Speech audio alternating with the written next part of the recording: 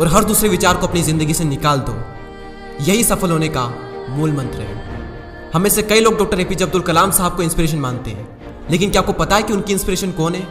स्वामी विवेकानंद। और सिर्फ यही नहीं, बल्कि निकोला टेस्ला, सुभाष चंद्र बोस, लाल बहादुर शास्त्री और भी कई सारे ऐसे लीजेंड्स हैं जिनकी इंस्पिरेशन स्वामी विवेकानंद है। आज हम स्वामी जी के जीवन की 3 कहानियां डिस्कस करेंगे और जीवन की बहुत बड़ी सीख है इन तीनों कहानियों में। पहली कहानी, एक बार स्वामी जी को नदी पार करना था और वो नदी के पास में खड़े थे। तभी एक साधु ने आकर उनसे पूछा, क्या आप ही स्वामी विवेकानंद हो? स्वामी जी ने जवाब दिया कि जी हाँ, मैं ही स्वामी विवेकानंद हूँ। तभी साधु ने पूछा कि स्वामी जी आप यहाँ पर क्या कर रहे हो? स्वामी जी ने कहा कि मुझे नदी पार करना है और मैं नाव का इंतजार कर रहा हूँ। तभी साधु ने कहा कि तुम इतने बड़े इंसान हो, कई सारे लोग तुम्हें अपनी प्रेरणा का स्रोत मानते हैं और तुम एक नदी पार नहीं कर सकते।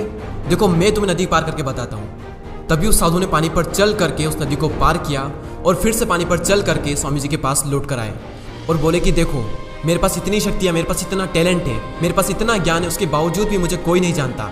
और तुम्हारे पास कोई ज्ञान नहीं, कोई शक्तियाँ नहीं, उसके बावजूद भी तुम्हें सब जानते हैं। तभी स्वामी जी मुस्कुराए और साधु से पूछा कि तुम्हें यह विद्या सीखने में कितना टाइम लगा? साधु ने कहा कि 15 साल।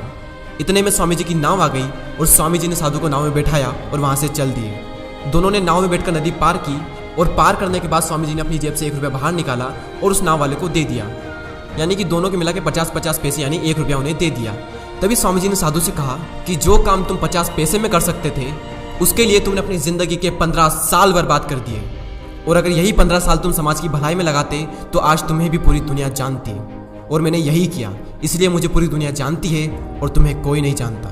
और स्वामी जी ने साधु से कहा कि तुम्हारी तरह कई सारे लोग ऐसी चीज़ों में अपने दिन, हफ्ते, महीने, साल लगा देते हैं जिनका उनकी ज़िंदगी में कोई मतलब नहीं निकलता।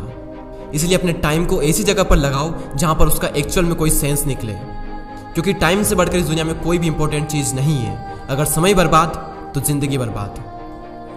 दूसरी कहानी, एक बार स्वामी जी एक ब्रिज पर चल रहे थे। तभी वहाँ पर कुछ बंदर उनके पीछे पड़ जाते हैं। कोई बंदर उन पर लपक रहा, कोई उनका प्रसाद छीनने की कोशिश कर रहा और स्वामी जी उन बंदरों से पीछा छुड़ाने के लिए वहाँ से भागने लगे। स्वामी जी भागे जा रहे थे और वो बंदर भी उनके पीछे पीछे भागने लगे। तभी एक आदमी ने स्वामी जी से कहा कि तुम डरो मत, इनका सामना करो। तुम जितना ज़्यादा इनसे डरोगे ये तुम्हें उतना ही ज़्यादा डराएंगे।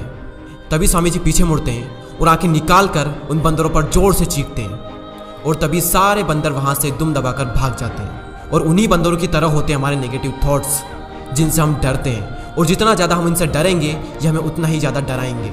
इसलिए नेगेटिव थॉट्स और डर से डरो मत, बल्कि उनका सामना करो। इनसे तुम जितना ज़्यादा डरोगे ये तुम्हें उतना ही ज़्यादा डराएंगे। और अगर तुम इनका सामना करते हो तो नेगेटिव थॉट्स और डर भी एक दिन तुमसे डर जाएगा। तीसरी कहानी को